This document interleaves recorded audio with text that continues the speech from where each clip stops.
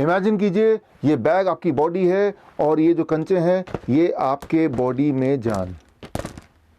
जब तक ये जान आपकी बॉडी में है तब तक आप जिंदा हैं, लेकिन समय के साथ साथ बॉडी में कई बार बीमारी आ जाती है और कई बार बीमारी इतनी बड़ी हो जाती है जिससे जान निकलने का खतरा बन जाता है। ऐसे में आप ट्रीटमेंट कराते हैं, इलाज कराते हैं, उस बीमारी को ख़त्म करने के लिए रिपेयर कराते हैं। और कई बार आप देखते हैं कि इलाज के बावजूद भी पेशेंट की जान चली गई, बल्कि इलाज के दौरान ही पेशेंट की जान चली गई।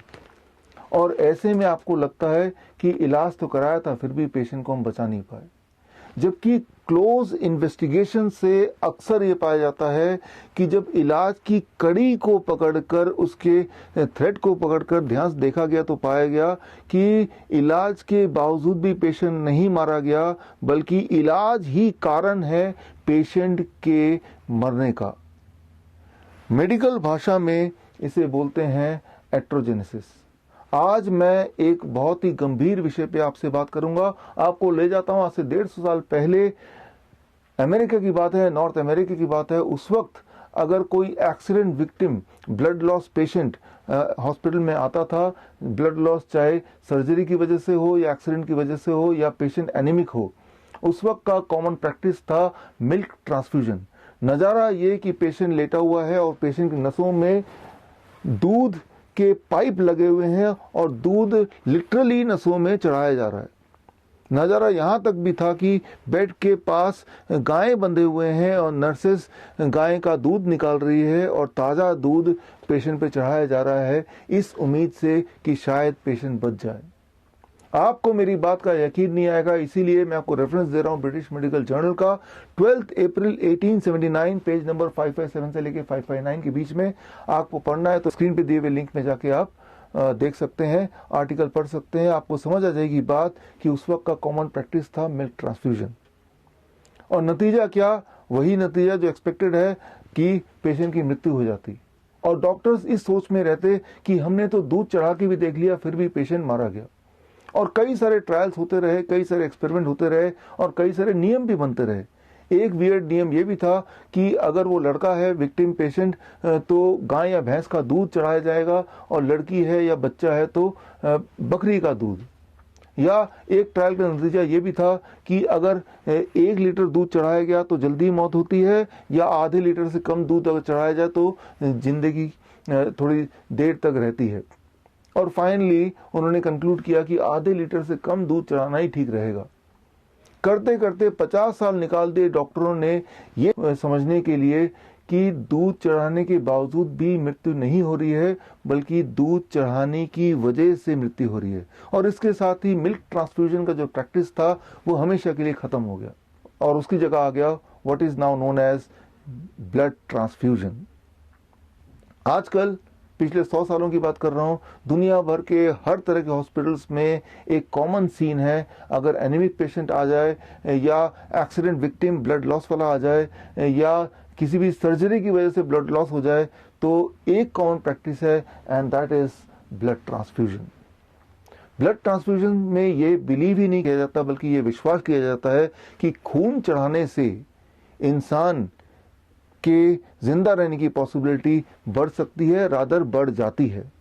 लेकिन पिछले 10 सालों में ही, सिर्फ लास्ट 10 ईयर्स में एविडेंस की बात की जा रही है कि एक्चुअली रियलिटी में देखते हैं कि जो हम सोच रहे हैं क्या ऐसा ही है। पिछले 10 सालों में बहुत सारे आंकड़े कलेक्ट किए गए, बहुत सारे रैंडमाइज कंट्रोल ट्रायल हुए, बहुत सारे मेटा-एनालिसिस सामने आए, और वो सारे ट्रायल्स का नतीजा सिर्फ एक। मान लीजिए 2 पेशेंट हैं, दोनों की स्थिति एक जैसी गंभीर है, दोनों का ब्लड लॉस एक जैसा है, और एक को खून चढ़ाया गया और एक को खून किसी कारणवश नहीं चढ़ाया गया। हर बार ये पाया गया कि जिन पेशेंट्स को खून चढ़ाया गया उन पेशेंट्स के मृत्यु की चांसेस लगभग डबल है, 2 गुना। आप सोच रहे होंगे कि अगर ब्लड ट्रांसफ्यूजन से मृत्यु दर बढ़ जाता है, मोर्टेलिटी रेट बढ़ती है, मॉर्बिडिटी बढ़ती है, तो ये आज भी प्रैक्टिस में क्यों है? इसके लिए आप गौर कीजिए स्क्रीन में दिए हुए रिपोर्ट को।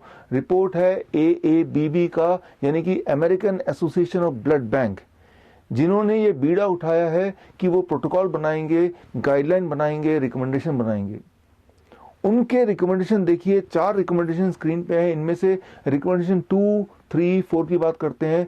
इन तीनों रिकमेंडेशन के लास्ट लाइन को देखिए, मैंने हाईलाइट किया है। लास्ट लाइन क्या है? Weak evidences, weak recommendation, uncertain recommendation, low quality evidences, very low quality evidences. बोलने का मतलब ये है, उन्होंने प्रोटोकॉल तो बना दिया, नियम बना दिया, गाइडलाइन बना दिया, लेकिन बोलना वो चाह रहे हैं इस गाइडलाइन के लिए सबूत कोई ठोस नहीं है, बल्कि सबूत ही नहीं है। सिर्फ रिकमेंडेशन 1 के नीचे लास्ट लाइन पे लिखा है स्ट्रॉन्ग रिकमेंडेशन, स्ट्रॉन्ग एविडेंसेस। और रिकमेंडेशन 1 क्या है? वो सिर्फ इतना है कि अगर 2 तरह के पेशेंट को कंपेयर करते हैं, एक पेशेंट वो जिसका HB 8 है, दूसरा पेशेंट वो जिसका 10 है, दोनों में से किसको ब्लड ट्रांसफ्यूजन करने से फिर भी कंपैरेटिवली जिंदा रहने की पॉसिबिलिटी ज्यादा है। देखिए, ये कंपैरिजन कुछ वैसा ही होगा जैसा मिल्क ट्रांसफ्यूजन वाले जमाने में कंपैरिजन किया गया कि 1 लीटर दूध या आधा लीटर दूध। जबकि सच्चाई तो ये है कि अगर कंपैरिजन करना ही है तो blood transfusion versus no blood transfusion. और इस तरह के ट्रायल्स तो पिछले 10 साल में ही हुए, और हर ट्रायल का नतीजा बिल्कुल साफ कि ब्लड ट्रांसफ्यूजन से मृत्यु होती है। यहाँ एक बात आपको समझना होगा, चाहे वो ब्लड ट्रांसफ्यूजन हो, चाहे वो मिल्क ट्रांसफ्यूजन हो, जब भी कोई भी लिक्विड, वो लिक्विड खून हो सकता है, वो लिक्विड दूध हो सकता है, वो लिक्विड इवन सलाइन हो सकता है, जब भी कोई भी लिक्विड नसों के माध्यम से आपके बॉडी के अंदर जाता है, तब उस वक्त आपके बॉडी में कुछ हलचल होती है। पहली बात जिसे कहते हैं मेडिकल भाषा में ट्राली। ट्राली मतलब transfusion related acute lungs injury, यानी कि लंग्स पर दबाव पड़ता है, लंग्स काम करना बंद कर देती है, इंसान की मृत्यु हो जाती है। और दूसरी सबसे बड़ी बात जिसे कहते हैं मेडिकल भाषा में trim, transfusion related immune modulation, यानी कि जब भी कोई भी लिक्विड नसों के माध्यम से बाहर से बॉडी में जाता है तो बॉडी का जो इम्यून सिस्टम है पूरा गड़बड़ हो जाता है, तहस नहस हो जाता है। और एक खास तरह का मॉलिक्यूल जिसका नाम है VEGF, vascular endothelium growth factor, ये एक ऐसा मॉलिक्यूल है जो ये डिसाइड करता है कि आप हेल्दी रहेंगे या बीमार पड़ेंगे, आपकी डेथ कैंसर से होगी या आप हार्ट डिजीज से जूझेंगे। ये जो मॉलिक्यूल है ये पूरी तरह डिस्ट्रॉय कर देता है जब भी कोई भी लिक्विड आपके बॉडी में ट्रांसफ्यूज होता है थ्रू द ब्लड वेसल्स। सो ये इस थ्योरी को अगर आप समझना चाहते हैं तो आप मेरे YouTube चैनल में जाके आप एक वीडियो देखिए। वीडियो का नाम है क्योर फॉर ऑल डिजीज। तो आपको पता चल जाएगा कि VEGF का सिग्निफिकेंस क्या है। बल्कि पिछले साल का जो नोबेल प्राइज विनिंग साइंस था वो भी इसी पे आधारित था।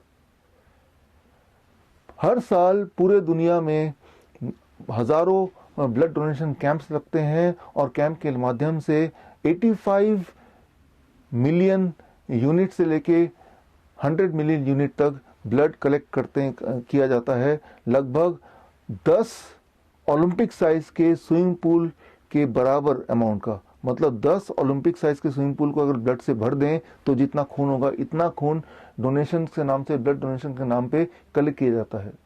बड़े बड़े संस्थान, Lions club, rotary club, school के बड़े बड़े सोसाइटी आए दिन ब्लड डोनेशन कैंप लगाते हैं इस उम्मीद से कि शायद इससे कोई हम पुण्य कमा लें। उनके दिमाग में यह है कि ब्लड डोनेशन रक्तदान जीवन दान है। दरअसल रक्तदान जीवन दान नहीं है, रक्तदान मृत्युदान है। लेकिन मुझे पता है कि ये सच्चाई एविडेंस के तौर पे प्रूव होने के बाद भी ये जो वेस्टर्न मेडिसिन है, मॉडर्न मेडिसिन है, इस सच्चाई को आम जनता तक या इस सच्चाई को इम्प्लीमेंट नहीं होने देगी। क्योंकि अगर ये सच्चाई आम जनता तक पहुंच गई तो आम जनता का, ह्यूमैनिटी का वेस्टर्न मेडिसिन पे विश्वास, फेथ हमेशा के लिए खत्म हो जाएगा। और वेस्टर्न मेडिसिन, मॉडर्न मेडिसिन का इन्फ्लुएंस मीडिया पे, यहाँ तक कि यूट्यूब जैसे सोशल मीडिया पे इतना इन्फ्लुएंस है कि ये वीडियो मुझे आपको व्हाट्सएप के थ्रू प्राइवेटली भेजना पड़ रहा है। अगर आप रियल मायने में पुण्य कमाना चाहते हैं तो सिर्फ एक काम मुझे लगता है हमें करना चाहिए, सच्चाई उन लोगों तक पहुंचाना चाहिए जिनको इनकी सबसे ज्यादा जरूरत है। इस वीडियो के माध्यम से मैं आपको बताना चाहूंगा 7 अप्रैल 2020 यानी कि वर्ल्ड हेल्थ डे पे मैं अपनी किताब लॉन्च कर रहा हूं। किताब का नाम है किल्ड बाय ब्लड डोनेशन। ये किताब की लॉन्चिंग एक प्रेस कॉन्फ्रेंस के माध्यम से होगी दिल्ली प्रेस क्लब में 7 अप्रैल को। अगर आप पत्रकार हैं, अगर आप हेल्थ मिनिस्ट्री से जुड़े हैं, अगर आप इंडियन मेडिकल एसोसिएशन के हाईएस्ट अथॉरिटी हैं, तो मैं आपको इनवाइट करता हूं, आप सच्चाई को अपनी आंखों से देखिए और कुछ कीजिए। और अगर आप SMA सोशल मीडिया आर्मी के माध्यम से मेरे साथ ऑलरेडी जुड़े हैं, तो इस बुक लॉन्च से एक दिन पहले ई बुक मैं आपको व्हाट्सएप के माध्यम से भेज दूंगा। और अगर आप SMA के माध्यम से मुझ तक अब तक नहीं जुड़े हैं, तो आप 2 स्टेप्स में मुझ तक जुड़ सकते हैं। स्टेप 1, स्क्रीन पे दिए हुए नंबर को अपने मोबाइल पे सेव कीजिए। स्टेप 2, अपने मोबाइल से व्हाट्सएप कीजिए मुझे SMA। मैं समझ जाऊंगा कि आप मुझसे जुड़ना चाहते हैं, मैं समझ जाऊंगा आप मेरी मदद करना चाहते हैं सच्चाई को लोगों तक पहुंचाने के लिए। तो मैं आपको भी 7 अप्रैल से पहले ये बुक व्हाट्सएप से ई बुक मैं आपको भेज दूंगा। और यही नहीं, टाइम टू टाइम ऐसे एविडेंस बेस्ड वीडियो मैं आपको भेजूंगा जो किसी की जान बचा सकता है। मैं ये उम्मीद करता हूं कि आप इन सच्चाइयों को लोगों तक पहुंचाएंगे और किसी दिन हम जरूर मिलेंगे in person. This doctor Biswaroop Roy Chowdhury. All the best. Thank you. जय हिंद।